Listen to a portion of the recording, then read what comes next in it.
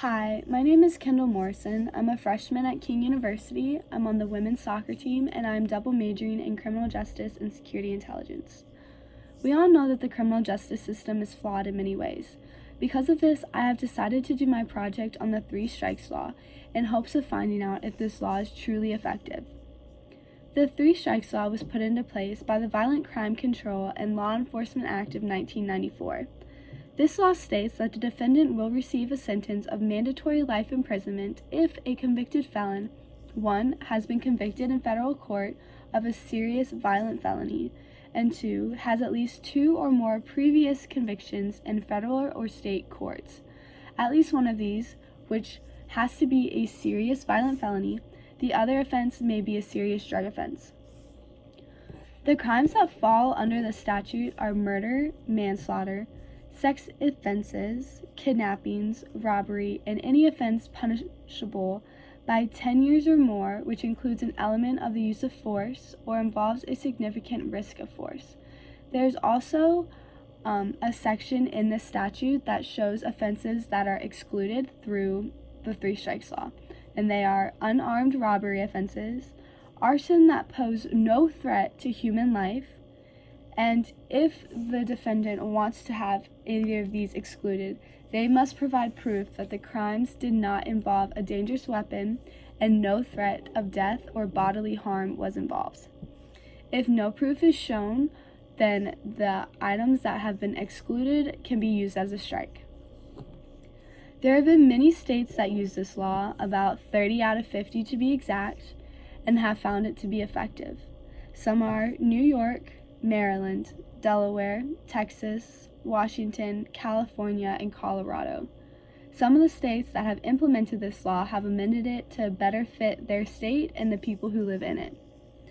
In 1994, Maryland amended their Three Strikes Law to 4 strikes.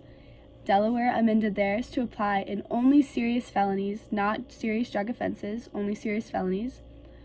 And California, for a while, since 1994, was extremely strict with their Three Strikes Law and very spot on with their always used it no matter what in their serious felonies.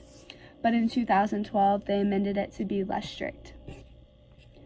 Some defendants believe that this law is unconstitutional due to the fact that the crimes they commit might not actually fit their punishment.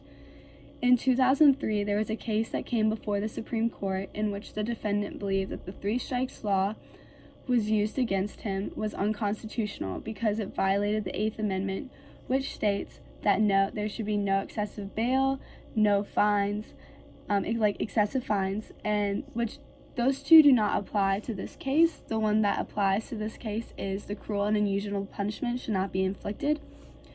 The name of this case is Lockyer versus Andrade. The facts of this case state that Leandro Andrade was found guilty of 2 felony counts of petty theft with a prior conviction after he stole $150 worth of videotapes. Under California's Three Strikes Law, the judge sentenced him to 2 consecutive terms of 25 years to life. This means that whatever number of years the judge decides to sentence him to, whether it be 25, whether it be life, he is to serve 2 of those.